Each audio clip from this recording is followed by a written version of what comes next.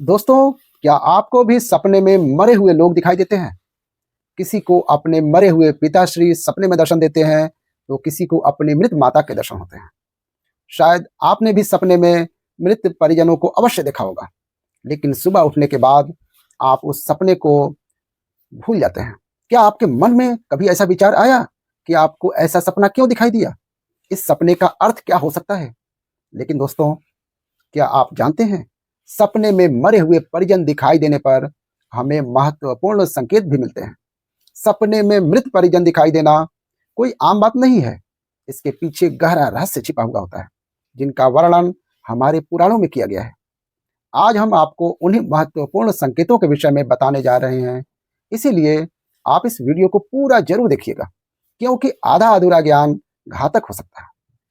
आज की इस प्रस्तुति में हम आपको पितृपक्ष में सबसे अधिक सुनी जाने वाली एक ऐसी महान कथा सुनाने जा रहे हैं।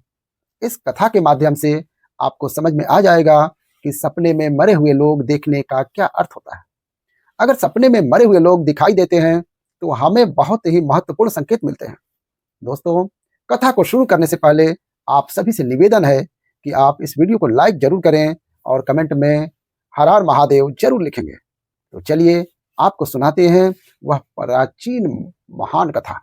इस कथा को सुनने मात्र से पितरों की कृपा प्राप्त होती है। आइए सुनते हैं वह कथा।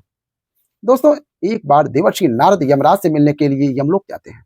यमराज देवर्षि नारद का बड़े प्रेम से आदर एवं सत्कार करते हैं और उन्हें प्रणाम करते हुए पूछने लगते हैं, हे देवर्षि, यमपुरी में आपका स्वागत है। आपके दर्शन से आज मैं धन्य हुआ और आपके चरण पड़ने से यमपुरी की शोभा बढ़ गई। इस प्रकार से यमराज के द्वारा स्वागत किए जाने पर देवर्षि नारद प्रसन्न होते हैं और यमराज को भी प्रणाम करते हैं और कहते हैं, हे मृत्यु के देवता यमराज, आपको भी मेरा प्रणाम है। आपके आदर सत्कार से हम अत्यंत प्रसन्न हुए। फिर यमराज नारद जी से कहते हैं, हे देवर्षि, आज आपका यमलोक में आने का क्या प्रयोजन है? अवश्य ही कोई महत्वपूर्ण कार्य अथवा महत्वपूर्ण समाचार लेकर आप आए होंगे, या फिर हमसे कोई भूल तो नहीं हो गई? कृपया बताएं, मैं आपकी क्या सेवा कर सकता हूं? तब देवर्षि नारद कहते हैं, हे धर्मराज, आप तो मृत्यु के तथा न्याय के देवता हैं। आप तीनों लोकों के सभी जीवित और मृत प्राणियों का लेखा जोखा रखते हैं। आपको समस्त चराचरों के भूत और भविष्य का भी ज्ञान है। इसीलिए मैं आपके पास कुछ शंका लेकर आया हूं, जिसे दूर करने की कृपा करें। फिर यमराज कहते हैं, हे देवर्षि, आप सत्य कहते हो। हम तीनों लोकों में निवास करने वाले सभी जीवित और मृत प्राणियों का लेखा जोखा अवश्य रखते हैं, किंतु आपके मन की बात जानना हमारे बस का नहीं है। आप तो तीनों लोकों की खबर रखते हैं। आप भगवान विष्णु के सबसे प्रिय भक्त हैं। आप समस्त शास्त्रों का भी ज्ञान रखते हैं। किंतु अगर आप मुझसे कुछ जानना चाहते हैं, तो मैं अवश्य ही आपकी सहायता करूंगा। हे देवर्षि, आपकी जो भी शंका हो, प्रश्न हो, आप निसंकोच पूछ सकते हैं। मैं अपने सामर्थ्य के अनुसार उनका जवाब देने का प्रयास अवश्य करूंगा। देवर्षि नारद कहते हैं, हे यमराज, मैं पृथ्वी लोक का भ्रमण करके आया हूँ। मैंने पिशाच, प्रेत, कुष्मांड, बेताल, चुड़ैल, पिशाचिनी आदि हर प्रकार की विचित्र चीजें देखी हैं, जो जंगल में निवास करती हैं। इसके साथ ही मैंने देखा है, ये सभी दुष्ट शक्तियां मनुष्यों को परेशान करती हैं, उन्हें दुख देती हैं।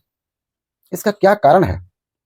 ये सभी बुरी शक्तियां मनुष्यों को क्यों परेशान करती हैं?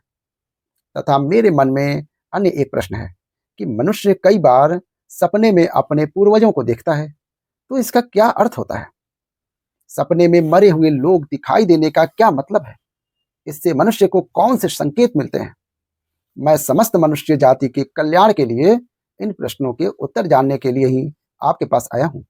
नारद जी के प्रश्न सुनकर यमराज जी कहते हैं, हे देवर्षि, आपने समस्त मानव जाति के कल्याण के लिए उचित ही प्रश्न किया है। मैं आपको इन सभी प्रश्नों के उत्तर अवश्य देता हूं, किंतु उससे पहले मैं आपको एक अत्यंत पवित्र कथा सुनाता हूं। इस कथा में आपको सभी प्रश्नों के उत्तर मिल जाएंगे। आप इस कथा को ध्यान से अवश्य सुनिए। जो भी मनुष्य इस कथा का श्रवण करता है, मैं उसके 32 अपराध माफ करता हूं। तब नारद जी कहते हैं, हे धर्मराज, आप मुझे वह महान कथा सुनाइए, मैं इसे ध्यान से सुनूंगा। तो दोस्तों, फिर यमराज देवर्षि नारद को यह महान कथा सुनाते हैं। तो चलिए आपको वह कथा सुनाते हैं। आप सभी इस कथा को ध्यान से सुनिएगा। एक समय की बात है, मध्य देश में एक अत्यंत शोभायमान नगरी थी, जहां पर एक सेठ अपने 4 भाइयों के साथ निवास करता था। उस सेठ का नाम धर्मण था। उसके 4 भाई सुमन, नंदन, बृचन और विभान थे। सेठ और उसके सभी भाइयों का विवाह हो चुका था और सभी बड़े प्रेम के साथ एक दूसरे के साथ रहते थे। सेठ के पास किसी चीज की कोई कमी नहीं थी। वह और उसके भाई बहुत मेहनती थे और मिलजुल कर व्यापार और खेती करते थे। पूरे नगर में सेठ के जितना कोई धनवान नहीं था। यह सारी संपत्ति सेठ को उसके पूर्वजों से ही प्राप्त हुई थी। सेठ के पूर्वज महादानी और दयावान थे। वे सभी दान धर्म तथा अनेक प्रकार के यज्ञ, हवन आदि धार्मिक कार्य किया करते थे। किंतु सेठ कंजूस स्वभाव का था और उसके अंदर पूर्वजों के लक्षण नहीं थे। सेठ न दान धर्म करता था और न ही यज्ञ तथा हवन आदि करता था। सेठ ने धन तो बहुत इकट्ठा किया था, किंतु उसने कभी अपने धन का सदुपयोग नहीं किया था। उसने कभी किसी को फूटी कौड़ी भी दान में नहीं दी थी और ना ही उसने कभी दूसरों को भोजन कराया था। सेठ के पूर्वज तो मंदिरों में भंडारा दिया करते थे, गरीबों को वस्त्र तथा अन्न का दान किया करते थे। लेकिन सेठ ने अपने पूर्वजों का कभी अनुसरण नहीं किया। वह हमेशा ही धन कमाने में और धन का संचय करने में लगा रहता था, जिससे उसके पास बहुत सारी धन संपत्ति तो हो गई, लेकिन उसके पूर्वज उससे बहुत दुखी रहते थे। फिर पितृपक्ष आया। पितृपक्ष में सभी पूर्वज अपने पुत्रों के द्वारा श्राद्ध और तर्पण की अपेक्षा कर रहे थे, किंतु उनके किसी भी पुत्र ने अपने पूर्वजों के लिए न श्राद्ध किया और ना ही तर्पण किया। उन्होंने न दान धर्म किया और न ही किसी भूखे प्राणी को भोजन कराया। अपने पुत्रों को ऐसी दुष्टता देखकर सभी पितृगण अत्यंत दुखी हो गए। सेठ के पूर्वजों को अपने पुत्र का व्यवहार ठीक नहीं लगता था। इसी कारण से सेठ वे सभी पितृलोक में भी दुखी रहा करते थे। धन कमाने के लालच में सेठ इतना उन्मत्त हो गया कि वह अपने पूर्वजों को भी भूल गया और उसने अपने पूर्वजों का श्राद्ध तथा तर्पण आदि का कार्य भी बंद कर दिया था, जिससे उसके पूर्वजों की आत्मा की तृप्ति नहीं हो रही थी। वे अपने पुत्र के ऐसे व्यवहार से दुखी रहने लगे। फिर एक दिन सेठ के पूर्वज चर्चा करते हैं। वे एक दूसरे से कहने लगते हैं, हमारा बड़ा ही दुर्भाग्य है जो हमारे कुल में इतने स्वार्थी और लालची पुत्रों का जन्म हुआ है। हमारे पुत्र ना हमारे लिए श्राद्ध करते हैं और ना ही दान धर्म करते हैं। हमारे पुत्रों के कुकर्मों के कारण हमारा पतन हो रहा है। इस प्रकार से विचार करके वे सभी पितर अपने पुत्रों से मिलने के लिए जाने के विषय में सोचने लगते हैं और कहते हैं, हमें यमराज के पास जाना चाहिए।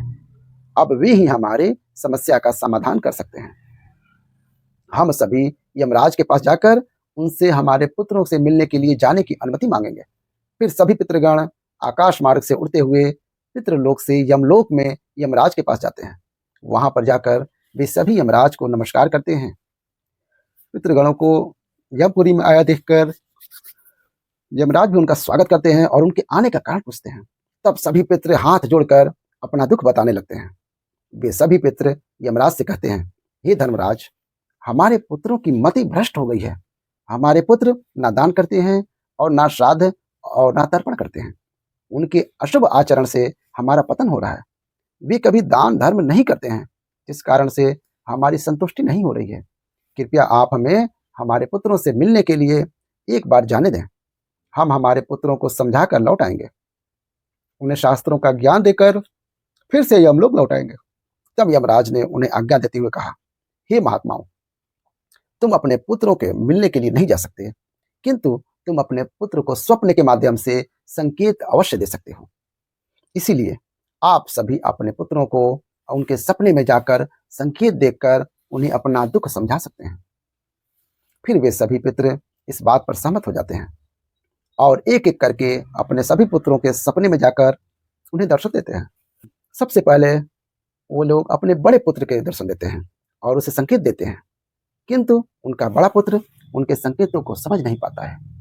दूसरे दिन जागने पर वह उस सपने को भूल जाता है और अपने पितरों के द्वारा दिए गए संकेतों को भी नजरअंदाज कर देता है। इससे वे सभी पितृगण फिर से निराश हो जाते हैं और फिर सभी पितृगण अन्य पुत्रों के सपने में जाकर भी उन्हें दर्शन देने लगते हैं तथा उन्हें अनेक प्रकार के संकेत भी देते हैं। लेकिन उनके बाकी पुत्र भी उन संकेतों को दुर्लक्ष्य कर देते हैं, भूल जाते हैं। कोई भी अपने पूर्वजों के द्वारा बताए गए संकेतों को समझ नहीं पाता है, जिससे सभी पितृगण अत्यंत दुखी और नाराज हो जाते हैं। सेठ और उसके भाई धन कमाने के लालच में पूरी तरह अंधे हो चुके थे। उन्हें पूर्वजों के प्राप्त द्वारा दिव्य संकेतों का महत्व कुछ भी नहीं मिलता था। किंतु पितरों के स्वप्न में दर्शन देने के कुछ ही दिनों के बाद उस सेठ को व्यापार में नुकसान उठाना पड़ता है। उसे व्यापार में बहुत ज्यादा घाटा होने लगता है, जिससे उसकी सारी धन संपत्ति नष्ट हो जाती है। सभी भाइयों में बात विवाद और लड़ाई झगड़े होने लगते हैं। पूर्वजों द्वारा जमा की गई सारी जमीन जायदाद को वे बेच डालते हैं और पूरी तरह से बर्बाद हो जाते हैं। सभी भाई एक दूसरे से अलग हो जाते हैं और अपना अपना पेट पालने में लग जाते हैं। उधर स्वर्गलोक में पितरों को अपने पुत्रों की ऐसी दुर्गति देखकर बहुत पीड़ा होने लगती है। सभी पितृगण अत्यंत दुखी और उदास हो जाते हैं। फिर से वे सभी यमराज के पास जाते हैं और कहने लगते हैं, हे धर्मराज, हमसे हमारे पुत्रों की ऐसी दुर्गति नहीं देखी जाती। हमारे द्वारा किए गए सभी पुण्य कर्मों को हमारे पुत्रों ने नष्ट कर दिया है। कृपया आप कुछ ऐसा उपाय करें जिससे हमारे पुत्रों को उनकी भूल का पता चल जाए। फिर यमराज उन पितरों से कहते हैं, हे महात्माओं, तुम्हारी इस व्यथा को मैं समझ सकता हूँ। मैं तुम्हारी अवश्य ही सहायता करूंगा। मैं स्वयं तुम्हारे पुत्रों के पास जाकर उन्हें उनकी भूल के बारे में बताता हूँ। फिर दोस्तों, यमराज अपने भैंसे पर सवार होकर पृथ्वी लोक पर आते हैं और उस सेठ के घर की तरफ जाने लगते हैं। जब यमराज सेठ के घर के समीप पहुंच जाते हैं, तभी वे एक साधु का रूप धारण कर लेते हैं। सबसे पहले वे उस सेठ के घर पे जाते हैं तो वह सेठ अत्यंत बीमार पड़ा हुआ होता है। द्वार पर जाकर यमराज कहने लगते हैं, भिक्षाम देहि, भिक्षाम देहि, क्या घर में कोई है? हे माई, तुम्हारे द्वार पर एक साधु आया है जो बड़े दूर से यात्रा करके आया है। कोई हो तो भिक्षा दो, भिक्षाम देहि, भिक्षाम देहि। द्वार पर आए साधु को देखकर उस सेठ की पत्नी सुनंदा उनका स्वागत करती है और कहती है, पधारिए हे साधु महाराज, आपका स्वागत है। कहिए, मैं आपकी किस प्रकार से सहायता कर सकती हूँ? वे साधु रूपी यमराज कहते हैं, हे देवी, मैं भूखा हूँ और यात्रा पर निकला हूँ। यदि दान में कुछ भोजन मिल जाए तो बड़ी कृपा होगी। फिर सेठ की पत्नी कहती है, ठीक है साधु महाराज, आप रुकिए, मैं अभी आपके लिए कुछ भोजन लेकर आती हूँ। सेठ की पत्नी के चेहरे पर दुख के हाव भाव देखकर वे साधु रूपी यमराज कहने लगते हैं, हे पुत्री, तुम्हारे मुखमंडल पर दुख दिखाई पड़ रहा है। अगर कोई गोपनीय बात ना हो तो मुझे बताओ, तुम्हारे दुख का क्या कारण है? वह स्त्री कहती है, हे साधु महाराज, आप सत्य कह रहे हैं। पहले हम बहुत धनवान और समृद्ध थे। मेरे पति और उनके भाई सभी साथ साथ रहते थे, किंतु अचानक ही सभी भाइयों में झगड़ा हो गया। अचानक से हमारा सारा व्यापार डूब गया और हम सभी दरिद्री हो गए। यह किस दोष के कारण हुआ है? कृपया आप हमें बताएं। तब साधु कहता है, हे पुत्री, तुम्हारे घर में पितृदोष है। उसी कारण से तुम्हारे पति की यह दशा हुई है। तुम्हारे पति के कर्मों के कारण उसके पूर्वज रुष्ट हुए हैं। साधु की बात सुनकर वह सेठ वहां पर आता है और साधु से पूछने लगता है, हे साधु महाराज, कृपया मुझे बताइए, मैंने ऐसा कौन सा पाप किया है जो मेरा सब कुछ बर्बाद हो गया है? मेरे भाई भी मुझे छोड़कर चले गए हैं और मैं बीमार पड़ गया हूँ। तब वह साधु कहते हैं, हे पुत्र, तुमने अपने पूर्वजों को नाराज किया है। तुम्हारे पूर्वजों ने जो संपत्ति और पुण्य अर्जित किया था उसे तुमने और तुम्हारे भाइयों ने नष्ट कर दिया है। इसी कारण से तुम्हारी यह दुर्गति हुई है। तुम लोगों ने अपने पितरों का श्राद्ध नहीं किया है, उनका तर्पण नहीं किया। इसी कारण से तुम्हारे सभी पूर्वज तुमसे रुष्ट हो गए हैं। तुम्हारे पूर्वजों ने सपने में आकर तुम्हें कई महत्वपूर्ण संकेत दिए थे, किंतु तुमने उन संकेतों को भूल गया और अपने पूर्वजों को अपमानित किया है।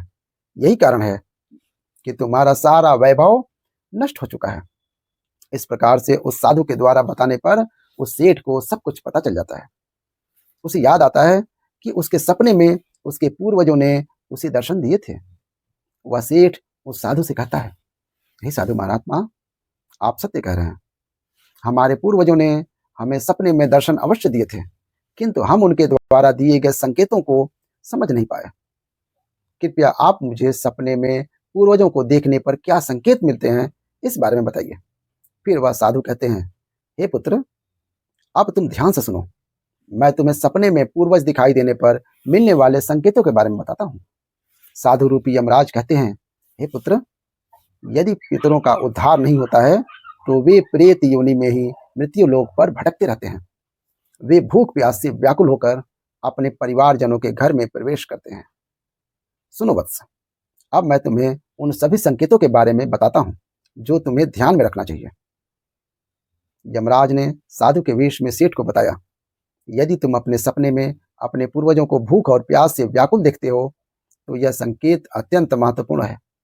इसका तात्पर्य यह है कि तुम्हारे पितृ अभी भी प्रेत योनि में भटक रहे हैं। इसका कारण यह है कि उनके लिए उचित रूप से श्राद्ध कर और तर्पण नहीं किया गया है। वे अब भी अपने परिवार से आहार और जल की प्रतीक्षा कर रहे हैं। यह स्थिति तब उत्पन्न होती है जब पूर्वजों का तर्पण समय पर नहीं किया जाता है या जब श्राद्ध की प्रक्रिया को पूरी श्रद्धा से नहीं निभाया जाता है। तुम्हारे पूर्वज स्वप्न के माध्यम से अपनी पीड़ा व्यक्त कर रहे हैं ताकि तुम उनकी स्थिति को समझो और उनके लिए आवश्यक धार्मिक अनुष्ठान कर सको। इस समस्या का समाधान यही है कि अपने पितरों के लिए विधि पूर्वक श्राद्ध कर्म और तर्पण किया जाए।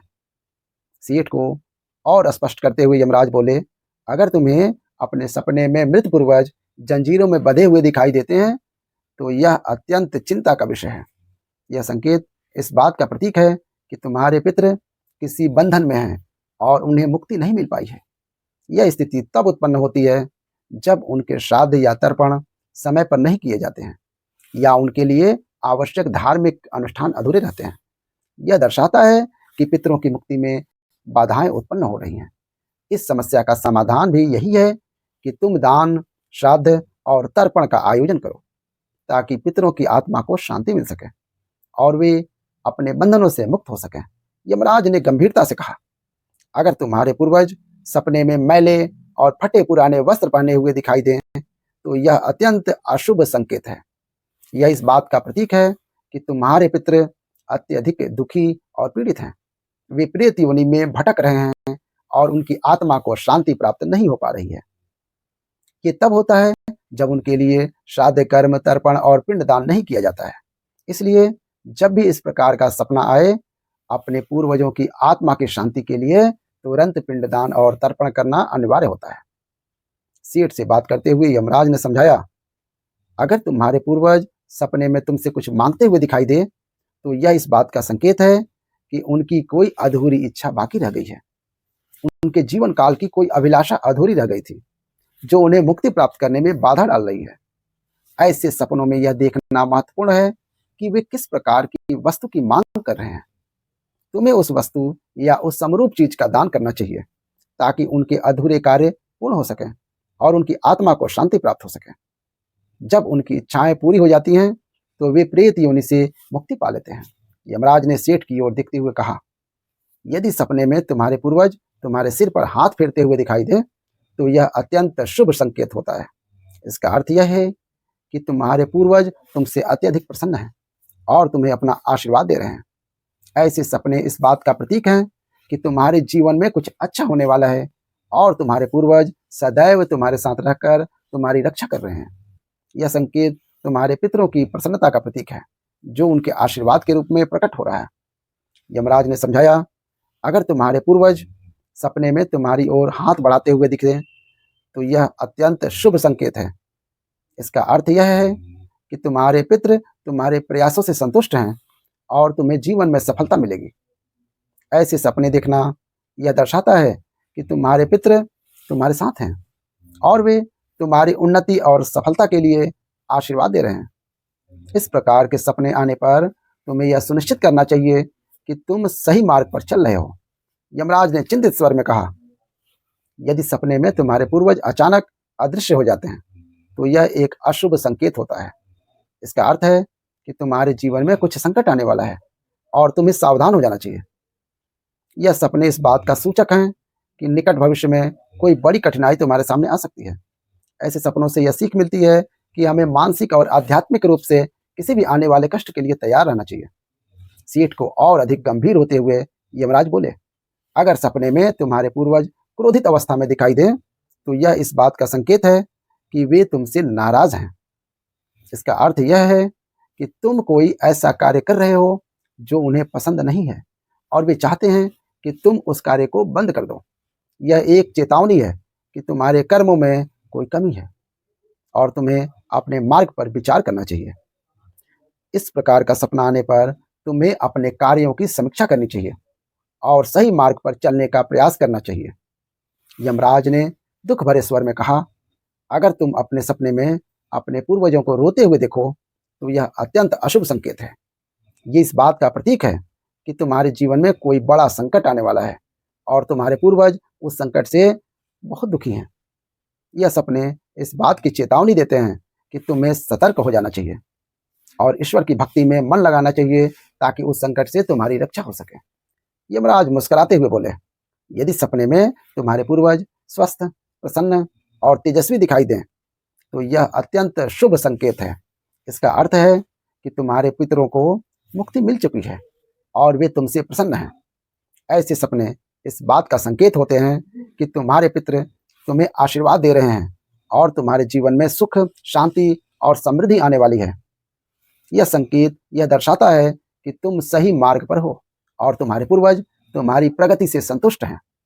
यमराज ने चेतावनी भरे स्वर में कहा, अगर पितृपक्ष के दौरान तुम्हें सपने में घोड़ा, हाथी, बैल या कोई विकृत मनुष्य दिखाई दे तो यह इस बात का संकेत है कि तुम्हारे पितरों की मुक्ति नहीं हुई है और वे अब भी प्रेत योनि में भटक रहे हैं।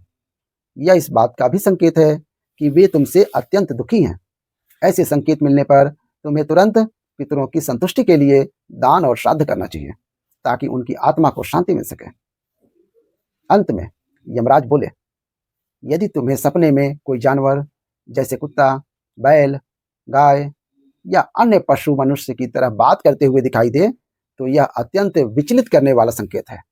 इसका अर्थ यह है कि तुम्हारे पितरों का आत्मा को शांति नहीं मिल रही है। यह इस बात का संकेत है कि तुमने उनके लिए आवश्यक धार्मिक कृत्य अधूरे छोड़े हैं। इस स्थिति में तुम्हें तर्पण, पिंडदान या अन्य धार्मिक अनुष्ठान करके अपने पितरों की आत्मा की शांति के लिए प्रार्थना करनी चाहिए।